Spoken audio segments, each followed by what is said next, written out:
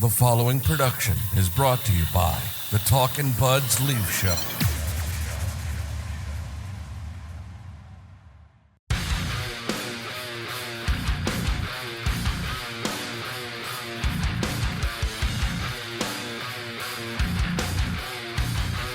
Here we go. Talkin' Buds Leaf Show, episode 249. Literally seconds before we hit record, Ryan hops on here with me and he says, quote, "I'm in a really good mood after last night." Would you care to elaborate on that for me and all the people watching at home? Well, if anyone remembers after the last episode, we were kind of going back and forth of when we want to do the next episode, and I kind of said, you got to wait till they play the Bruins. And for one reason only, no matter what happens over the weekend against a bunch of teams that I don't give a shit about, if they go out and play a certain style of game and win against the team I've seen them lose to 8 times in a row in the regular season, all's forgiven for me in terms of what happened on the weekend, and especially how that game played out. What do we always complain about with the Leafs in the playoffs? Can't get a key save. Giving up a bad goal at the wrong time. Can't cash on the power play. Can't kill the penalty kill. I know the weekend, they weren't awful, but there was some They were pretty awful in the second period against St. Louis.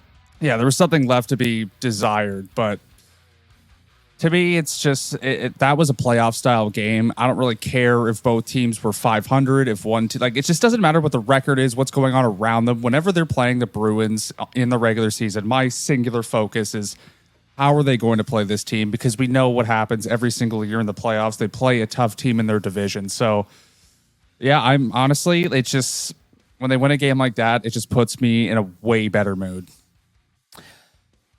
I knew that they were going to win that game when the story came out that Auston Matthews was not going to play. I was just like, this is so Leafy. This is so poetic that you're missing your captain, your best player, your franchise player, and you're finally going to snap this 8-game losing streak to the Boston Bruins. And sure enough, that's exactly what happened. I want to touch on that a bit more later, but I think through the first 14 games of the season, there are two main narratives surrounding this hockey team. The first one, Anthony Stolarz is this team's MVP, and it's not particularly close. As we sit here today, they have a record of 7-5-2. I would submit to you, Ryan, that they could potentially be a sub 500 hockey team if not for Anthony Stolarz. He has been incredible. It's still early in the season. We got a long way to go. I still believe that the road to success for this team is having more of a tandem with Joe Woll, with Stolarz being the number one guy, but Woll's going to have to carry his share of the load. To me, that's the path to success. And then I think the second narrative surrounding this team is inconsistency. You know, we go into the weekend and we're feeling pretty good about ourselves after beating the Jets and then beating the Seattle Kraken. They come out against the St. Louis Blues. They dominate the first period, and then they just fucking go to sleep. And you're going, what the hell is going on? It's a Jekyll and Hyde with this team earlier in the season. Then they go to Minnesota on Sunday. I didn't think they were awful, but they weren't great. And Anthony Stolarz was the reason they got a point in that hockey game. Then Matthews gets injured. He's day-to-day, doesn't seem to be too serious, and they go out and they play their best game they've played against the Boston Bruins in a very, very long time. And the key for Craig Berube is going to be to identify why are we so inconsistent this early in the season, and how do we stay on that path? Because as we sit here this morning, they're second in the division behind the Florida Panthers, 3 points behind the Florida Panthers, and Tampa's right on their heels.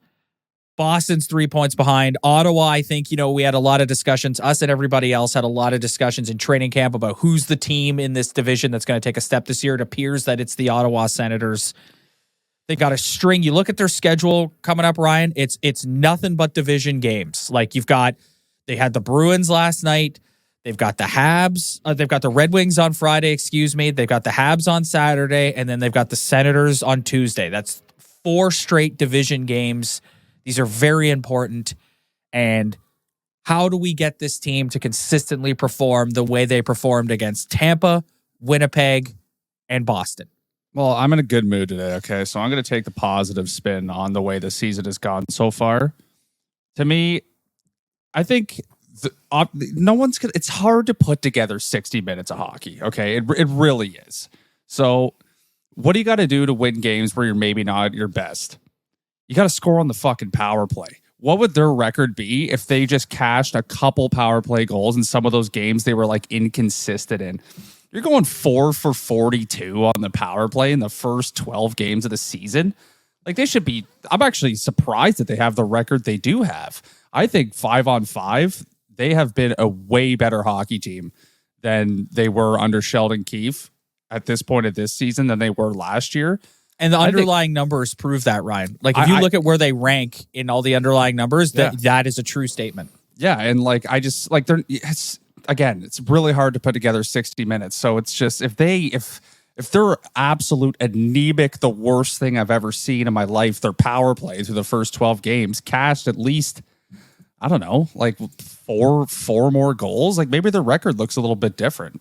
I don't know. That's kind of my like positive spin. I like what they've done 5-on-5. It's just they've given up a few too many goals on the penalty kill and they haven't scored on the power play. Maybe their record looks different if it wasn't so bad at the start of the season. So are you looking at the game against Boston and going, that's it? They've solved it. Their power play should get going now? Or you're like, no, this is a good start. We got to keep our eye on the prize. And like sort of adjacent to that, do you think that it's a coincidence that Auston Matthews comes out of the lineup and their power play starts clicking? I will answer my own question first and say I do not. And I'm not going to sit here and say it's Auston Matthews' fault. It's not. But this team has a history of playing really well when these star players come out of the lineup. And I think that's indicative of the culture that we keep talking about and how focused and surrounded and driven it is by these star players. And I think when you take a Matthews out of the lineup, last year, Marner missed a few games, Matthews started clicking. Morgan Riley isn't part of the quote unquote core 4, but their record when he's not in the lineup is incredible. I feel like when you remove one of these star guys, there's a mentality shift that happens and you just start focusing on making the right play instead of getting the puck to Auston. Mitch needs to make the prettiest pass possible to Auston. I think that impacts the way this team executes. Also, listen, the most frustrating thing in pro sports by far is when people like us and fans sit at home for weeks and weeks and weeks and pound our fist on the table and say, put Matthew Nyes on the power play. And these fucking organizations don't do it. And then they eventually do it. And you're like, wow, would you look at that?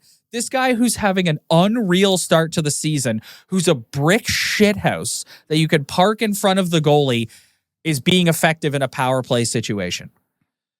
So I think the combo of changing the mentality in terms of focus on stars and making that adjustment of putting Matthew Nyes in front of the net is why the power play looked the way it did against Boston. Yeah, I think I don't know. It's just when everyone's in the lineup, it's like these are the set lines that everyone has to go with. Like Matthews and Marner are together. Like this is how it's going to be. And maybe it's just in the short term when a guy goes down, it just makes everybody like more into the game. Like it's just like everyone has to raise their game up because everyone gets moved up a spot. So I don't know how it would look if he was gone for like 30 games of the year, but I think for like a week or two, it's not a bad idea to have like Max Domi's been, where the hell's he been since he moved down to the third line offensively? Like nowhere. And last night he was making nice moves around defensemen, firing the puck on net. Even though he missed the net like 800 times, but at least he was shooting the puck. We have enough evidence now that Max Domi is effective if he plays with star players. You cannot put Max Domi on the third line with fucking Pontus Holmberg and Nick Robertson and expect him to make chicken salad. Like, you can't do it. Like, if he's elevated and he's playing with a Nylander, a Matthews, a Marner, he's a different, far more effective hockey player. Yeah. So maybe it was a good thing just to have just a little something different, even though it's weird how you're technically your best player leaves the lineup, but it's almost a positive for your team. I don't think it should be like that, but for some reason it is for this team. And I think it's just because everyone gets into the game a little bit more. Everyone moves up a slot. I like what you said there about like the regimented nature and about how like when you remove one of these guys, it kind of loosens it up a little bit. Like you pointed out, like Matthews and Marner have to play together. Yeah. And when you remove one of them from the equation, the focus stops being on that. Well, these two, they like playing together. And like Elliot Friedman wrote in a 32 Thoughts column over the summer that Matthews is very vocal within the organization that like, I want to play with Mitch Marner. I like playing with Mitch Marner, which is like totally fine. But the organization becomes so devoted to that and so singularly focused that it becomes like it's too regimented. And when you remove one of them from the equation, everybody stops worrying about who's playing with who and who's out there with who. And it's just put the best guys out there and make something happen. And that, to me, is a mentality shift that goes past this year. You've seen evidence of it in previous years with a different coaching staff, with a different general manager, that if we need to focus as an organization less on which star player is playing with who and when, like who's getting enough ice time. And it's the best guys are going to play regardless of who it is on a nightly basis. Yeah. And I think for the power play too, like you just saw last night, like they just started, I mean, I think they were due, like they were definitely due, man. Like their numbers were so bad. So I think eventually they were going to break out, but it's just Morgan Rielly throws it on net with traffic in front. William Nylander drives the net, gets a lucky bounce, which I thought they were due for. William Nylander has the puck up top, makes a smart play with a guy who's in front of the net, who we've been asking to be on the power play because of his net front presence. So, like, I don't know if it was like because Matthews gone, I think they were due, but it's just like it's funny when like the simple things. It's just it makes me laugh how simple hockey is sometimes. Like last night, it's just like you shoot the puck on net with guys in front on the power play, and your goalie makes key saves in the game. Like, and then you win the hockey game against a really good team. So it's like, It's just, I don't know. Sometimes it's just like everyone's trying to make the greatest play of all time. Everyone's trying to be a GOAT. Everyone's trying to make the nicest pass, but it's like, just do the little things. Like, just do the little things. And it seems like they do that more when a star player leaves the lineup. Anthony Stolarz is posting a .928 save percentage. Like I said, I believe he is this team's MVP. I think you could make the case that in Brad Treliving's whole tenure here, he has been the best pickup, which is funny because in hindsight, you think back to when they signed him in the offseason, it was like, well, they need another goalie because they're losing Samsonov. And this guy has come in here. Joe Woll opened the door. He had a great preseason. Joe Woll opened the door for him by not being ready to start the season. He's taken the ball. He's run with it. I think there is zero disputing who their number one goaltender is. And this is, again, 14 games in, a lot of hockey left to play, but this is the best you felt about a Leafs starting goaltender in a very, very long time. Yes, I 100% agree. And I don't want to hear one more time that this guy's only played 27 games in the NHL. If I hear that one more time, I'm going to throw the biggest spaz of all time. It's like maybe this guy is entering his, I think he's a year older than me. So he's going to be turning 30. Maybe this is the time where he's going to be in his prime. He's finally getting the opportunities. Had injury history in the past.'s been a backup, and this is his time to finally take the starting reins. And I haven't seen one sign so far this year that this guy is not capable of doing the job. I think he is in a place where he is relishing the opportunity to be the starting goaltender for the Toronto Maple Leafs. It's like you look at his history and how he came into the league, and he was kind of a so-so guy. He dealt with injury issues, Philly, Anaheim. He goes to Florida. He spends the year backing up Bobrovsky. Is a part, I've said time and time again, I've talked about the Florida Panthers winning culture and how you see it in a guy like Oliver Ekman-Larsson as well. And he comes here Like, you had to know coming in here that, yes, this organization is ready to anoint Joe Wall. But if you really dig deep down, it's like this guy can't stay healthy. And so there is a real opportunity to come in here and cement yourself as a number one goaltender in this league with the most historic organization in the league. And he just strikes me as a guy that, like, he understands where he is and he understands the opportunity he has and he's making the most of it.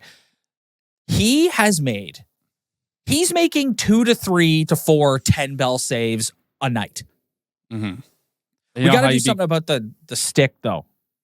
You know how you become a number one goaltender in this market? You beat the Boston Bruins in a regular season game. You get a shutout and you shut them down.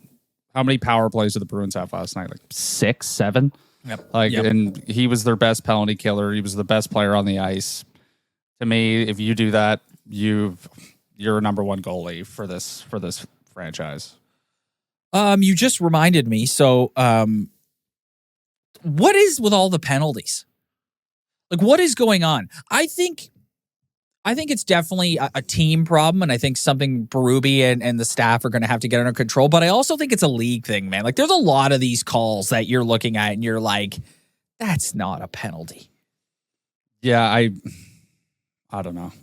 I'm happy they did reverse the Pacioretty thing. That the fact I didn't know that was a rule where you could just give him a 5 and then review it, and that way you can get it right. So I'm happy they did that because that was ridiculous giving that guy a penalty for that hit. But I did think a lot of the penalties last night were, even though they did play a good hockey game and everything's nice and positive at the moment, there's too many sticks around the hands. Like Pontus Holmberg last night, Matthew Nyes took a dumb penalty. I think they need to crack down on kind of reaching in with the stick. I think they need to chill on that because it's going to be hard to continue to string together wins if you continue to be putting sticks in the hands of other players because they're calling that every day of the week. Today's episode of the Talking Buds Leaf Show is brought to you by Game Time. Rob, the girlfriend and I just got a place right downtown. And since we've been down here, you know I've been to a couple Jays games. You know I've been to some concerts. And you know for a fact I'll be in the building for a couple Leaf games this season. And anytime I need to grab tickets to an event, I use Game Time. I recently used Game Time to grab some tickets for you and me to go see Creed at Scotiabank Arena in November. I'm getting warmed up. I'm getting excited. Home and now.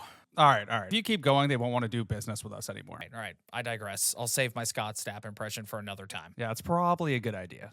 Game Time has a new feature called Game Time Picks that makes getting tickets to see your favorite teams play live even easier. Game Time Picks filters out the fluff to show you only incredible deals on great seats, so you don't have to waste time searching through thousands of tickets. Game Time Picks curates and makes it easier to save more on sports, concerts, comedy, and theater. They've got my favorite feature, which is called Seat Views, where you can get a panoramic view of your seat in the app before you buy. Take the guesswork out of buying tickets with Game Time Picks. Download the Game Time app, create an account, and use code THPN for $20 off your first purchase. Terms apply. Again, create an account and redeem code THPN for $20 off. Download Game Time today. What time is it? Game time. Talk a little bit about Max Pacioretty. You were texting me last night just going on about how much you liked his game. Yeah, I thought, like, again, one thing that this team has always, like, even in the Dubas era, it's like the guy, they can't draft worth a shit. And we've talked about that, like all the draft picks who aren't playing for them or aren't even in this organization anymore. But I find that they always do a good job of finding that PTO or that dude who is on the cusp of breaking an NHL lineup but just needs an opportunity. Mike Bunning, Anthony Stolarz, and now Max Pacioretty, who is not on the cusp of breaking an NHL lineup but couldn't get a contract anywhere in the league. And I'm watching him last night, and he said he was going to be more physical in this season. He's a big dude. He is being more physical. His lateral movement isn't great, but the guy can still skate fast in a straight line. I just thought if you're going to have a veteran guy who has some pedigree and you can put in your top 6 and you're playing a divisional opponent and he's in it all night. He's in it in front of the net. He's finishing body checks. He's on the power play making plays. I know he hasn't really translated to him putting the puck in the net yet, but what more can he ask for? He looks good. There's no two ways about it. What more you can ask for a veteran guy being involved physically in a game against the Boston Bruins? Like the physical thing is the big one for me. There's a leadership quality about it too. It's there's lots of this team has a history of shying away from physicality, and that's definitely been less so this year under Berube. But for him to come in and just identify, this is how I can make a difference by being a physical presence. That's a leader. That's what a leader does. That's the guy, former captain of the other most historic franchise in the league. He knows what it means to play here. He knows what the pressure is like. And I can't say enough about I keep coming back to the quote he gave to Mike Johnson before the Seattle game about just basically saying as much. Like, I can make a difference on this team by being a physical presence every single night. And that type of thing, like, other guys see that. That's a leadership quality that I really like.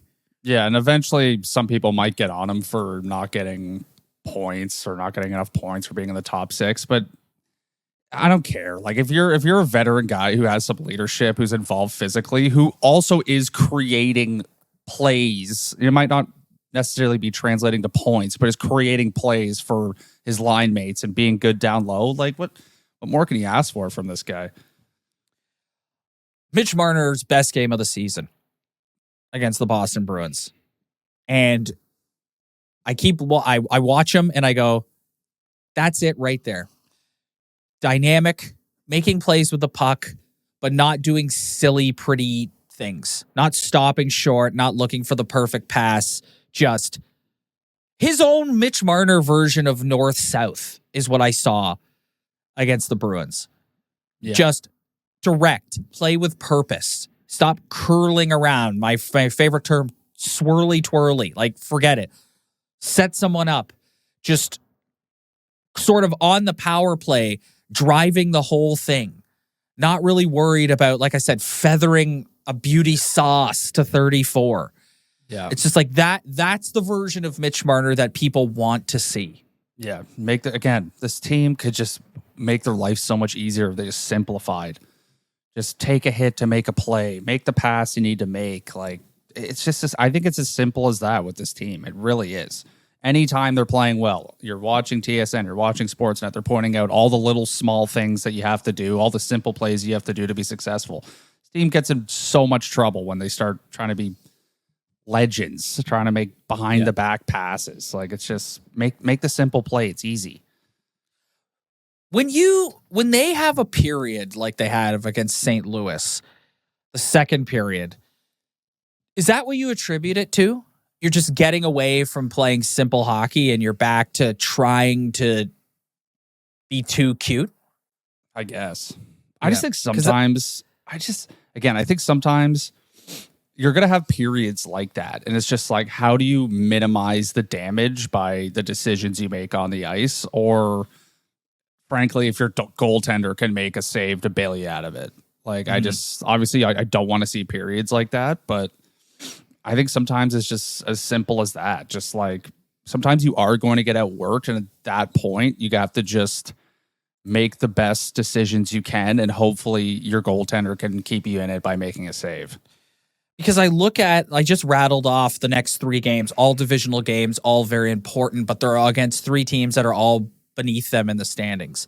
And this team has shown this year signs of issues they've had in the past, where you're playing a team that is quote unquote beneath you and not bringing your best effort. Like, you can get up for a Tampa, you can get up for a Winnipeg, you can get up for a Boston, but you struggle against a St. Louis. We know they lost to them. St. Louis has really just had their number this season. Holy shit. They have. They lost to the Habs to start the year.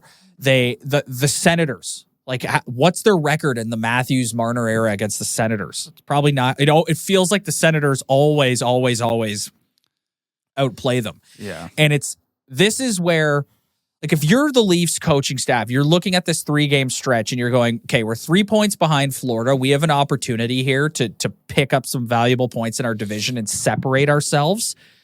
But how do we keep these guys motivated in order to do that, to accomplish that? Like, how do we do it? Yeah, I just honestly I don't like. I almost feel like I'm on a high right now because anytime they can beat that team, like I'm feeling good. Like I like anytime they play the Bruins, the Panthers, anyone like that, if they go out and play the type of game I want them to play, I am immediately reset into happy mode. But you're right, they really do need to start stringing together some W's here. And I think by how you do that is continue to have great goaltending and continue to not be absolutely pathetic on special teams. Yes. I think if they do that, then they're going to be okay. They're a good hockey team. It's just PK's been pretty good. They've got the sixth ranked PK in the league. well, they killed like 800 against the Bruins, so that definitely helped their percentage. But it's they really do need to start stringing together some wins because that division is kind of bunched up. And I mean, it kind of gives you the hope that the past couple seasons they've been in the same position that they're in right now. But it's just, I think if Stolarz continues the way he needs to play and their power play can stop being absolutely pathetic, then I think they could string together some W's. And it's important. You hit on it earlier with, even though they have a similar record to last year, you think as overall they look way better and the underlying numbers support that.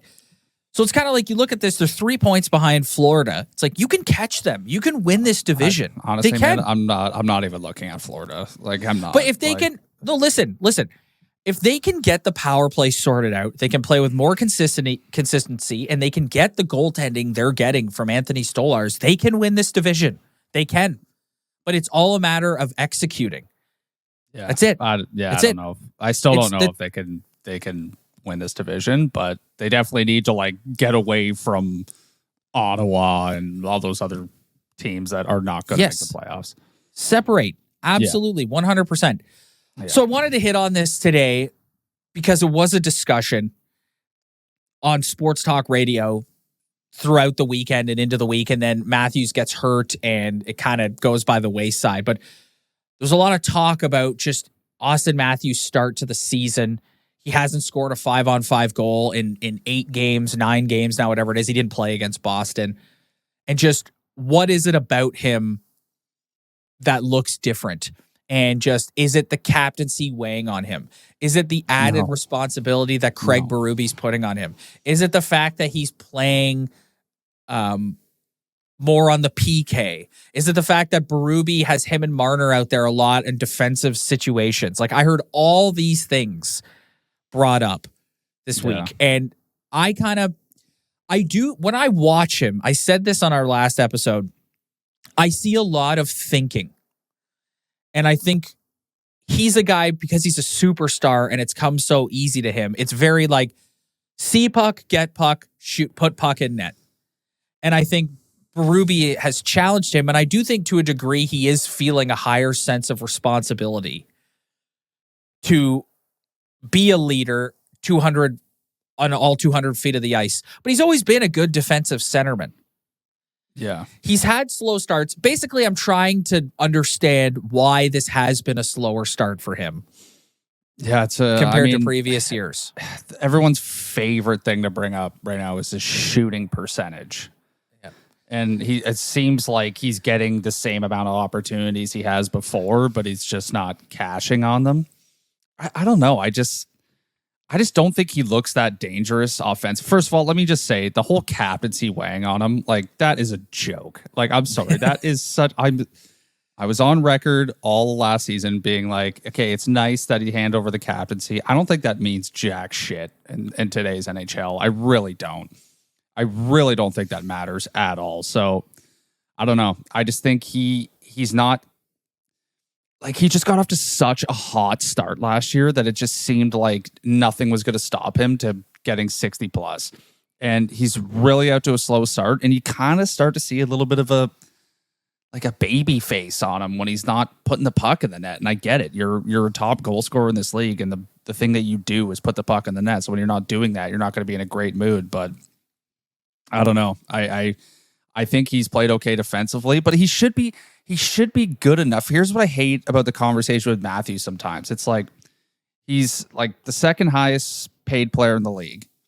And like he should be able to overcome having defensive matchups and still be able to produce offensively. Right. Like I totally understand that he's a defensively responsible centerman, and that's great. I love that. But when you're looked at as a top 5 player in this league, like that, you need to produce offensively as well. So I don't know. Maybe I just think that line, like, I don't know. I actually don't know. Like, I'm sitting here trying to think of a good reason, but I think he just didn't get off to a good start. He kind of has a little bit of a boo-boo face going on whenever the puck doesn't go in the net for him. And it kind of reminds me of the season he had before last one, where he only had 40 goals, where it was kind of the same thing. And everyone all year was like, is he banged up? He's banged up. His wrist hurts. His something upper body's going on. It kind of is reminding me of that season a little bit. This reminds me of when they got eliminated by the Montreal Canadiens. And we did the episode where I spazzed about Phil Deneau. Yeah. And everyone was in the comments being like, you shut your mouth about Phil Deneau. Yeah. He's an elite checking centerman. It's like, right, but Auston Matthews is a superstar. Like, you watch him again. So I will say he is out. He's injured. We don't know how long he's been dealing with it. We don't know what it is. So that remains to be seen.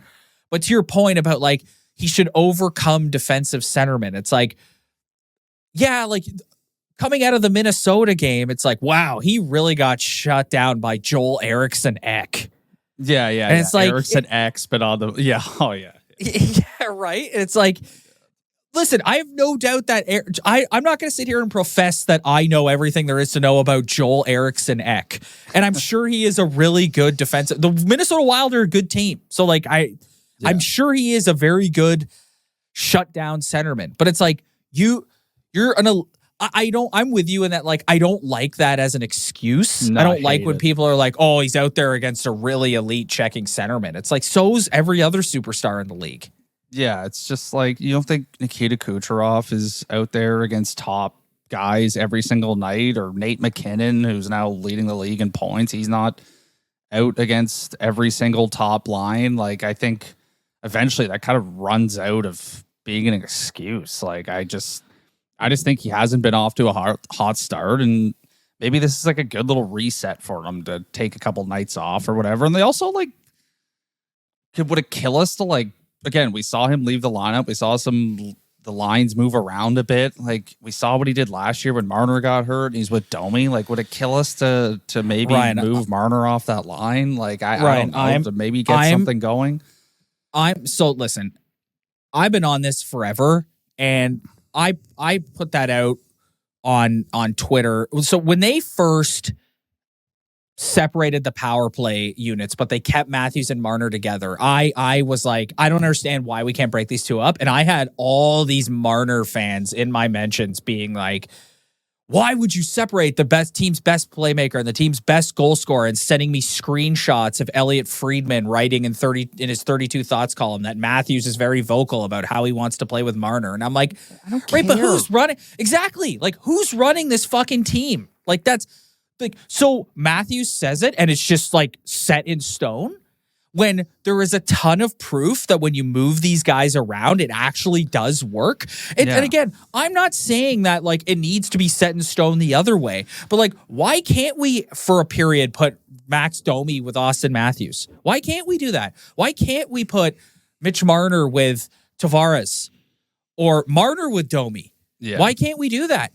Like, yeah, I think the only thing that I could see is, like, whoever goes down on that third line is kind of tough with, like, whoever their wingers are. Like, Bobby McMahon is like, he's done nothing offensively, and it's been a rotating door on the wing on that third line. So I could see, like, someone's got to get shafted and go down on that third line, and maybe you don't want one of your best offensive players to go down there and kind of lose their production. But we've had this conversation ad nauseum.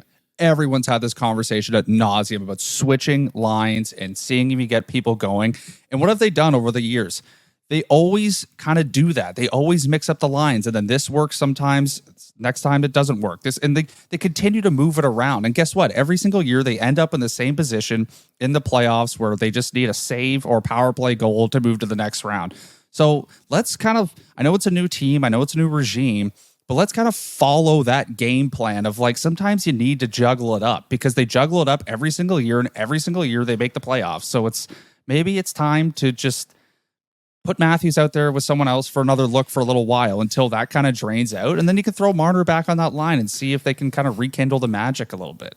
Well, and obviously I think when everybody looks at this hockey team and they say, what is the problem with it? It's they do not have a real 3C.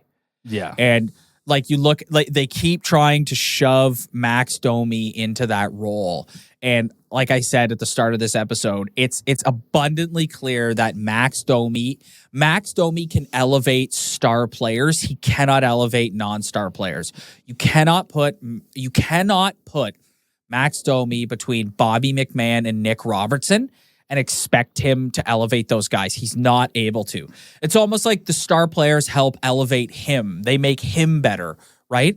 Yeah. So you just, in an ideal world, you have Domi on the wing on the top two lines with either a Nylander or a Marner or a Matthews, and you have a legitimate 3C there. And I don't think that guy's out there. If I'm sure Brad Treliving has turned over every stone he possibly can in order to try and find that guy. I don't know that he exists right now or that the Leafs would be able to attain him. So I think you just have to keep trying as many different combinations as you can to get through the season. And you said this back in training camp that the hope for the organization is a guy like Fraser Minton actually turns into what he's projected to turn into, which is a very good 3C in this league. Yeah, it's too bad that like Easton Cowan and Minton are just like a couple of years behind in their development because they really need someone like that in their lineup to elevate that third line. And it's, I don't know how many teams in the league have a GOAT third line center who like produces offensively, but when it gets tricky when you start mixing the lines around, because who's the guy who always gets shafted in that scenario? It's Nylander. Nylander's the old, and right now everyone kind of likes the way that second line looks. So yes, if you're going to move, Matthews isn't coming off the top line, obviously, because any line he centers is the top line. So then we know we can't hurt Mitch's feelings by putting him down with Bobby McMahon. Like, I don't know. Maybe you have Domi and Marner together, and that's kind of like the third line. Like maybe don't put Domi with Matthews, but put Domi with Marner, and then you can put like McMahon and Nyes up with Matthews. Like I don't know, man. And also, if Auston Matthews just scored like two power play goals so far this season, maybe we'd be feeling a little bit different too. I also think that the power play not producing and guys not getting points off that has also been an issue when it comes to them producing 5-on-5 as well. Yeah, 100%. So like I said earlier, we're headed into like a 3-game divisional stretch here. Ryan and I will be back on Sunday morning for our usual Sunday morning episode. So make sure you hit that like and subscribe button below if you want to join us for that. Yeah, I mean, I think we hit on everything today. Yeah, I mean, everything's nice and like I'm feeling good today because anytime they can beat that team, I'm always on a high. But we'll see what happens Sunday. Do you think that all this stuff about the Bruins not being the same Boston Bruins is true, or do you think when we get to the end of the year they'll be right there? Yeah, it's tough to bet against them. I don't know, but Johnny laid it out on TSN last night. Like they have a bunch of dudes who were playing above they elevated their game last year in terms of producing offensively in the bottom half of their lineup. And he put up the point projections on the broadcast last night, and those guys aren't even close to having the years they were having so far last season. So I don't know, but how can you bet against them, man? No, you can't. Like the other night, they benched Pasternak for the whole third period, but they still win the game 2-0. Like yeah, and I mean, I think a lot of people saw that and were like, would it kill the Leafs to do that from time to time? And that's again, a cultural move to say we're winning this game, but you're playing like a bonehead, so take a seat on the bench. Yeah, and you're always looking for that next team to take a step, but I'm looking around like I don't think Detroit's good enough. Buffalo's not good enough. Montreal's not good enough. Maybe it's Ottawa, but they're 6-6 right now, and they lost to Buffalo pretty handily last night. So it's like, I don't know. I think the question of if any team's going to step up is still a real question. That's why you just can't bet against them. Well, and you got Jeremy Swayman posting an .894 save percentage. Like that's going to impact your record as well. 894. But yep, 894. I got it up on Sportsnet right now. Oh wow. Okay. Yep. All right, buddy. We're gonna get out of here. Like I said, we'll be back on Sunday morning. If you'd like to join us for that, hit that like and subscribe button below. Make sure you follow us on our socials as well. Links to those are in the description below. If you're listening to the audio version, like, subscribe, review, all that fun stuff. Spread the word, tell your friends. Yeah, you gotta be way faster. I just had to check that. I did check that Jeremy Swayman save percent. He's not having a good year with 894. Jesus. No, he's not. Yeah, I'm in the Sportsnet's got their individual team pages on sportsnet.ca, and they've got a save percentage at an 894 right now. So that's not good. Yeah, that's going to impact your team's record. Yeah. Okay. Anyway, we digress. We will see you guys on Sunday morning.